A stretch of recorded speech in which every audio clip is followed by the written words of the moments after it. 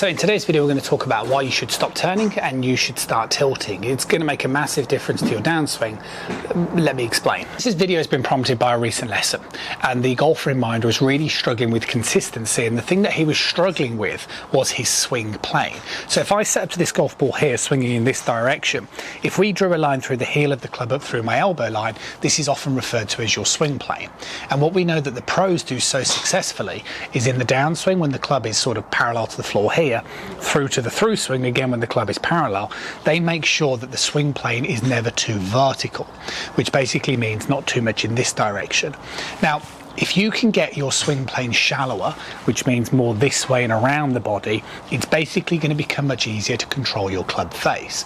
The problem is, if your swing plane is too vertical, it's going to become much harder to control your club face, and it's going to become even harder trying to control that with longer clubs, which is what the student was really struggling with. When I started asking the golfer in mind what his general swing thoughts were, they were very much about rotation. He would sort of swing up to the top of the backswing, and as he started his downswing, it was this type of motion, and he would genuinely demonstrate this to me. Now you can see the problem with this is, as I am turning, can you see the way my right hip moves forward, my hands are going out in front of me, and it doesn't matter even if I drop my arms down, I'm always going to end up on a more vertical plane.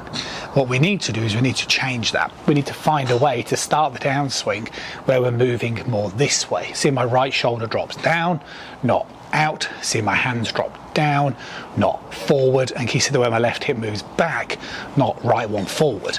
All of this started to happen with just a shift in mentality away from rotation into the idea of tilting. However, what you need to understand is the concept of hip depth. So if I was going to face you guys now and put the club across my shoulders, if I sort of swing through and we drew a line on the back of my hips, can you see the way I swing back? My right hip comes back, left hip comes back, but see this position here, this is the key thing. See, my left hip is moving back behind that line. Now, theoretically, the more hip depth I can get, which basically means the more my hips can move behind me, the more of a tilt it produces. If I just work on a pure rotation, see how horizontal I am? And I lose that ability to create hip depth. This is the problem. This is going to lend itself to a vertical swing plane. This is what we're after. This ability to practice this feeling of more of a sort of tilted motion is basically, it's still a rotation, it's just a rotation whilst retaining hip depth, but maybe the feeling of tilt might make a big difference to you. I always see if something is really striking a chord with a golfer, because as I was watching him do some practice swings, he'd gone away from this type of motion into more this type of motion. Can you see the way my head stays back? Again, my shoulder drops down, and my hands can come forward. And as he was hitting the golf ball and doing some practice swings, I could really see the way he was able to stay back behind the golf ball. Again, more of this byproduct of retaining depth and also getting rid of this sort of feeling of rotation. So let's talk about exactly how you guys are now going to practice it. The easiest drill to create the best feeling is, well, use an alignment stick or a golf club. You don't need to use one of this size, it's just because so you guys can visually see. Again, as I sort of concentrate on doing this motion, you can see the way that if I extend this out, see the way it's going to drop down onto the floor.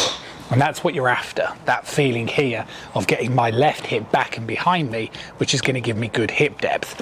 This is going to create that tilt, which is going to get me rid of that sort of spinning action as I've been kind of demonstrating. And obviously the more I can move this way, the better that swing plane is going to be, which is going to lend itself to more consistency. What I would also say, feedback from my student, was the weight distribution felt very different. Much more weight in the right toe at the point of impact, equally between the lead heel. The other thing he noted was his right foot stayed very much on the ground. Again, if I demonstrate the wrong sort of motion, which is this, you can see the way the right heel comes up almost immediately. If I start demonstrating the correct motion, can you see the way the right foot stays on the floor? That's again a real nice sign whether you're moving correctly in the golf swing. The beginning of the session where he was kind of moving this way and then having to drop his arms down, and even the practice swings just lost that element of athleticism and just looked very disjointed. He was sort of leaving with practice swings that looked much more this way, where there was much more rotation, as he was helping the club drop more naturally down on the back of the golf ball. And the results improved, the swing plane inevitably improved, and there's absolutely no reason why it can't work for you guys as well. Simply focusing more on the idea of tilt as opposed to turn could make a huge difference, but practice some of those exercises, build up a little bit more awareness of how to create more of a tilt. If you need any help, you know where I am, and I'll catch up with you guys again really, really soon.